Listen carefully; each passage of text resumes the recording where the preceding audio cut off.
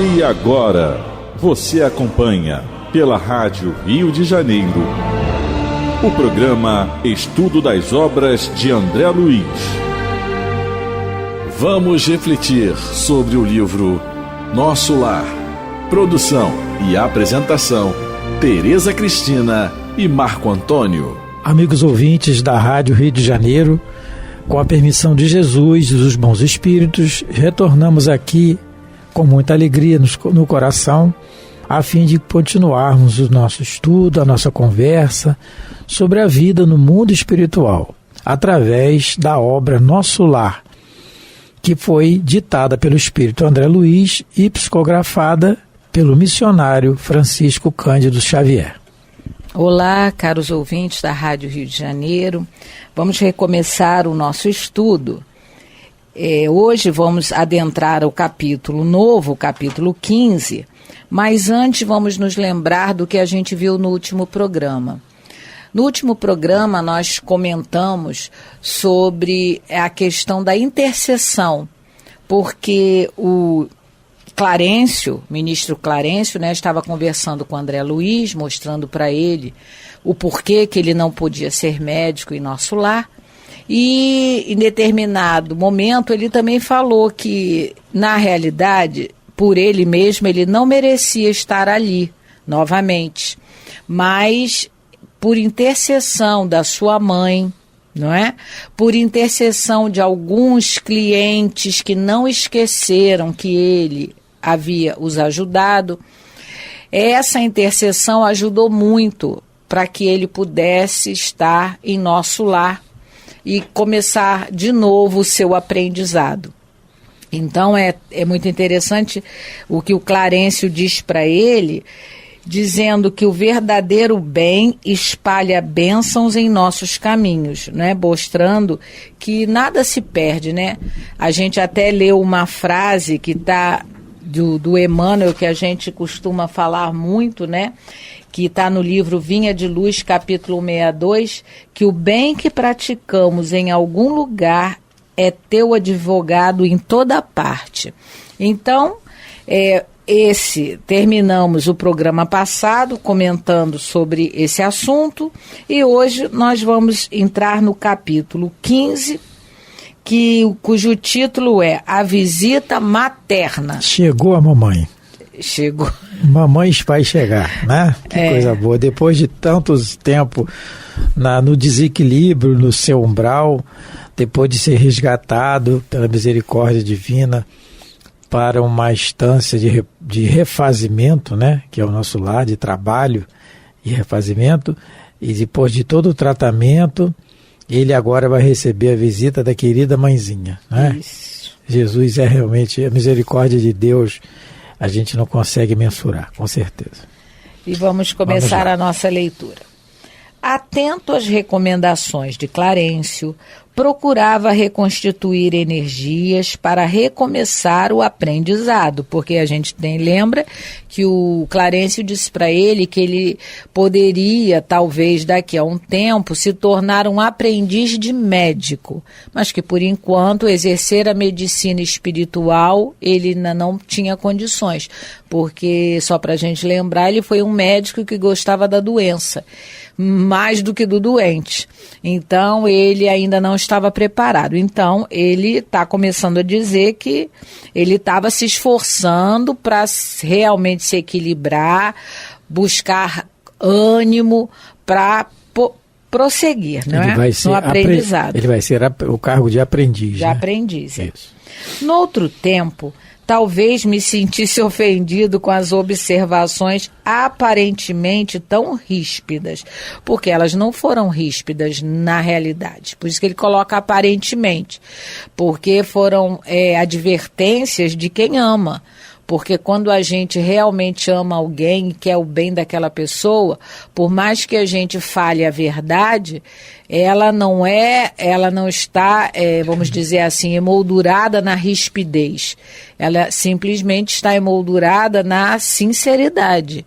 E por isso que ele coloca, E Tereza, tem um ensinamento muito bom aqui para nós, dizendo que ele fala, talvez me sentisse em outras épocas ofendido. Isso.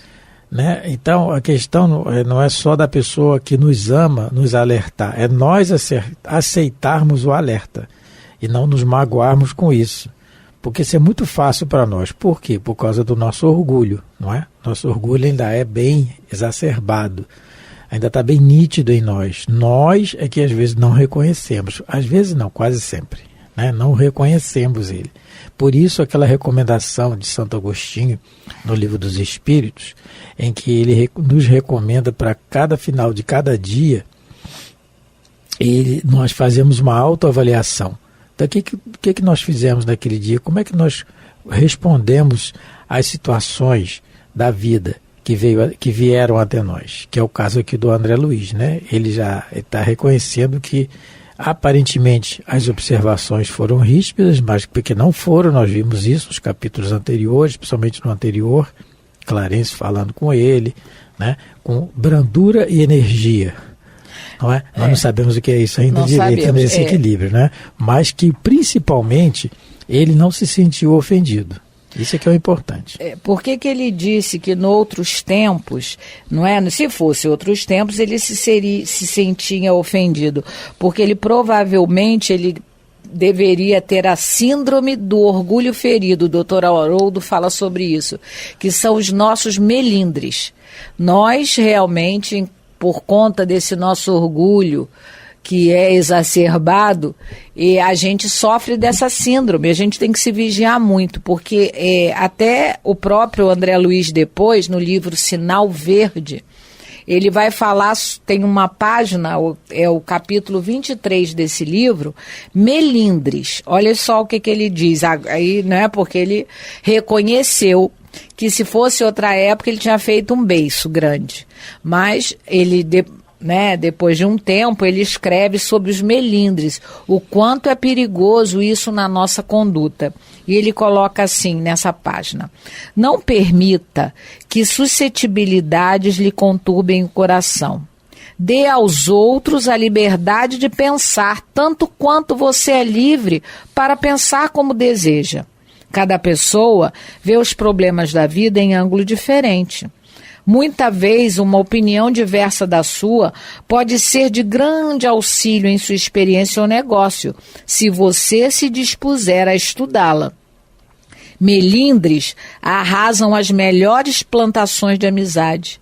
Quem reclama agrava as dificuldades. Não cultive ressentimento.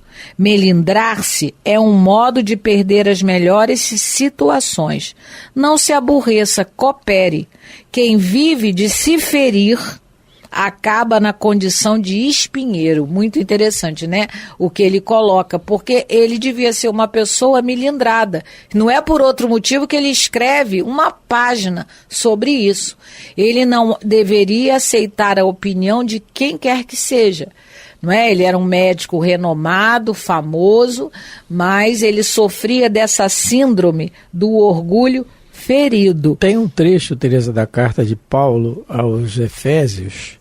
Sim. Carta de Paulo aos Efésios, no capítulo 4 dessa carta, ele coloca assim, escrevendo aos Efésios, porque devia ter nas igrejas, né, nas reuniões cristãs, já naquela época, no cristianismo primitivo, né, no início, já tinha com certeza esses melindres, porque somos nós em todas as épocas, não é?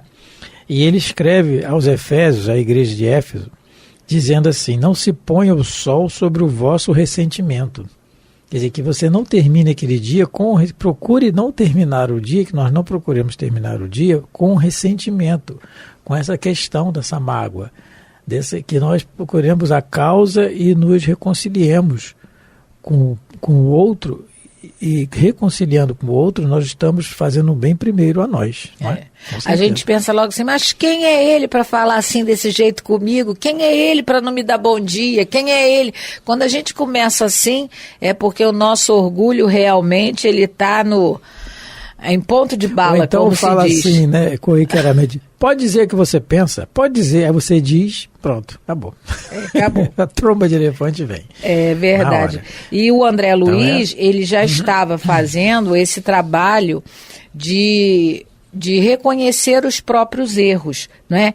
Ele já estava, claro, ele estava sem o corpo, então era mais fácil ele enxergar a vida sendo um espírito imortal que ele é, que nós somos. Então nós devemos, né, sob essas orientações e por isso toda a literatura espírita, não é, veio com o intuito de nos ajudar a melhorar a nossa condição enquanto encarnados. A gente tem que começar a fazer essas avaliações diárias, o quanto a gente está deixando que o nosso orgulho, não é, fique toda hora nos ditando as regras, que a gente deixe ele realmente tomar conta do nosso mundo íntimo. Então aí ele continua. Vou repetir. Noutro tempo, talvez me sentisse ofendido com as observações aparentemente tão ríspidas, mas naquelas circunstâncias lembrava meus erros antigos e sentia-me confortado. Os fluidos carnais compelem a alma a profundas sonolências. Olha só, na realidade, nós, enquanto encarnados, muitos de nós estamos realmente dormindo, no sentido da gente não estar desperto para a vida verdadeira, porque nós somos espíritos imortais, não vamos morrer nunca.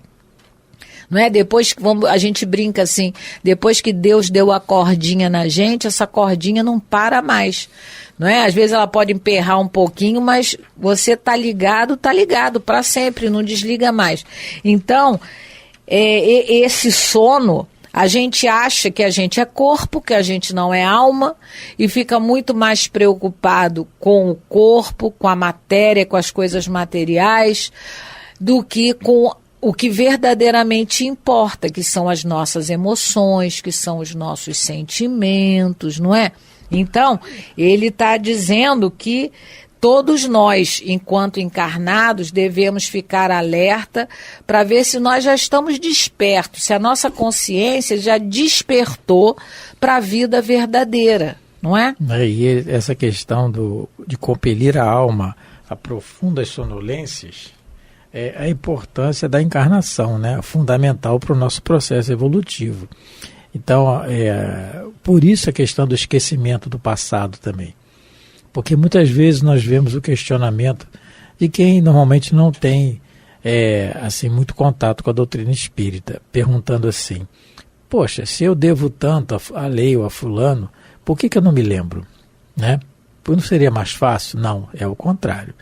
No Livro dos Espíritos, na pergunta de número 392, Allan Kardec pergunta assim aos espíritos, por que perde o espírito encarnado a lembrança do seu passado? E os espíritos respondem que o esquecimento do passado, no esquecimento do passado, ele é mais senhor de si, né? Ele é mais senhor das suas ações, das suas atitudes, com as circunstâncias que aparecem no dia a dia. Ele vai responder como ele ainda é, de acordo com como ele ainda é, não é? Então, essa questão da necessidade do esquecimento. Então, o André Luiz coloca que os fluidos carnais compelem a alma a profundas sonolências. Essa profunda sonolência, no caso, se nós formos interpretar como falta de vigilância, aí já é a questão do espírito, o que ele aprendeu ainda ou não. Porque quanto mais esclarecido o espírito é, mais evoluído, menos sonolências ele vai ter, mais atividades ele vai ter. Ele vai procurar trabalhar mais no bem, ele vai procurar ajudar mais, né? O tempo dele vai ser mais bem aproveitado, né, daqui na Terra. Nós vemos isso aí no dia a dia, em torno de nós e conosco principalmente. A gente deve viver a vida valorizando, não é, realmente os momentos bons, não é, os momentos de aprendizado. A gente deve viver a vida entendendo que a gente não é a personalidade que a gente está apresentando nessa encarnação. não é?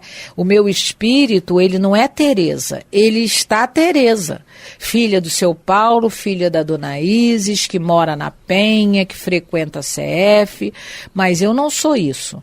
E isso é essa consciência adormecida que nos faz pensar que nós somos isso, mas nós não somos. E daqui a pouco, essa personalidade, com a nossa desencarnação, ela vai ficar. Então a gente tem que estar desperta para essa realidade, porque a gente está uma personalidade, mas em essência eu sou um espírito que já teve várias vidas, que já vivi em muitos lugares desse planeta, já falei diversos idiomas, já tive várias religiões, não é? Já vivenciei várias religiões, mas agora eu estou Tereza. Então, quando a gente desperta desse sono aí de encarnado, é quando a gente entende que a gente está numa posição, mas essa posição ela é transitória, ela vai mudar. E o André Luiz, ele enquanto médico famoso, ele achava que ele ia ser o médico famoso para sempre. Não é que aquele conhecimento que ele tinha e que era realmente muito grande, a ser Dr. Carlos Chagas, foi um médico importantíssimo, mas ele estava nesse sono, nesse adormecimento, achando que ele ia ser esse médico para sempre, né? Quando desencarnasse, ia continuar sendo quem ele era. E não é assim. A gente está numa personalidade, mas daqui a pouco, com a desencarnação, a gente vai realmente, claro, a primeira lembrança vai ser da última reencarnação, mas aos poucos a gente vai lembrando, mais tarde a gente vai ver isso aqui nesse livro, que aos poucos as lembranças de outras vidas vão chegando devagarzinho. De acordo com a capacidade dele de se equilibrar com isso. De porque suportar. Em muitas coisas nós ainda não temos condição de ter as revelações pela misericórdia divina, porque não suportaríamos. Isso. Não é? Tem coisas dessa encarnação, nessa vida, que gostaríamos de apagar, não tem? Se tivesse uma borracha vendendo, a gente comprava para pagar as coisas, mas não tem essa borracha, né?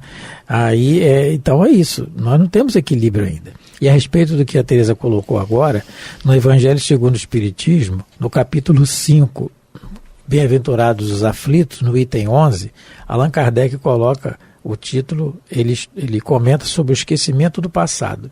E num trecho desse item ele diz assim: ao nascer, traz o homem consigo o que adquiriu, quer dizer, ao encarnar, está no corpo. Ele traz consigo o que adquiriu. Nasce qual se fez. Em cada existência tem um novo ponto de partida, né? E suas atuais tendências mais indicam o que lhe resta corrigir em si próprio. E é nisso que deve concentrar-se toda a sua atenção. Então, quando o André Luiz fala aqui que os fluidos carnais compelem a alma a profundas sonolências, muitas vezes é porque esse espírito, antes de encarnar novamente, de reencarnar, ele no plano espiritual não foi tão atento e tão laborioso, vamos dizer assim, no seu trabalho, na sua conduta, no seu trabalho íntimo que ele tinha que fazer no plano espiritual, de aprendizado, não é? De aprendizado, de contato com aqueles mais infelizes, com aqueles mais que estão passando por situações mais tormentosas, que é o que o André Luiz vai fazer nas câmaras de retificação lá do nosso lar. Então, de acordo com esse trabalho, essa, entre aspas, sonolência encarnada vai diminuir, porque a vigilância, o que é o contrário de uma sonolência? É uma vigilância. A vigilância vai ser maior nas atitudes enquanto encarnado. Então, isso é um aprendizado para nós, para quando nós desencarnarmos, procurarmos sempre, imediatamente, o trabalho, não é? E aí, ele continua. A importância da encarnação... Não é aí não. Em verdade, apenas agora reconhecia que a experiência humana, em hipótese alguma, poderia ser levada à conta de brincadeira. A importância da encarnação na Terra surgia-me aos olhos, evidenciando grandezas até então ignoradas. Então, uma dessas grandezas, ele começou a compreender que a morte não muda ninguém. ela apenas revela, não é, para cada um de nós o que verdadeiramente somos, não é? Então, uma das grandezas é essa, né, que até então ele ignorava. Provavelmente outra grandeza que ele ignorava é valorizar o tempo, não é? Cuidar do corpo, coisa que ele não fez, porque a gente vai precisar ter esse equilíbrio, que não é tão fácil. Não é só cuidar do espírito e não é só cuidar da matéria, não é? São os dois extremos. A gente precisa achar o caminho do meio. A gente precisa equilibrar esses dois extremos para que a gente viva no mundo, mas sem, como dizia Jesus, sem pertencer ao mundo. Mas temos que viver, comer, trabalhar, descansar, não é? Temos que ter o nosso momento de repouso, é lei, não é? A gente precisa dos momentos de confraternização, é lei, mas a gente não pode ficar só na confraternização, só no repouso. É a questão do equilíbrio. É, né? A questão do equilíbrio. Então, né, ele diz isso, né, que ele nunca tinha pensado nas grandezas, né? A importância da encarnação. Da encarnação na Terra. E Allan Kardec, é importante. E nisso que ele falou, que o André Luiz fala, da importância da encarnação, surgir agora nos olhos dele, no raciocínio dele, nós podemos nos voltar para o Livro dos Espíritos, na questão de número 132. Em Kardec, é o início do capítulo 2, da encarnação dos espíritos, que é o objetivo da encarnação, o título que Kardec coloca. E ele pergunta assim: qual o objetivo da encarnação dos espíritos? Né? Qual o objetivo? Por que encarna? Né?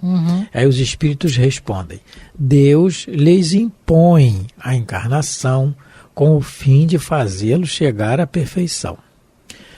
Para alcançarem essa perfeição, tem que sofrer todas as vicissitudes da existência corporal. Nisso é que está a expiação. Né? Então, a resposta é bem direta, né? Impõe.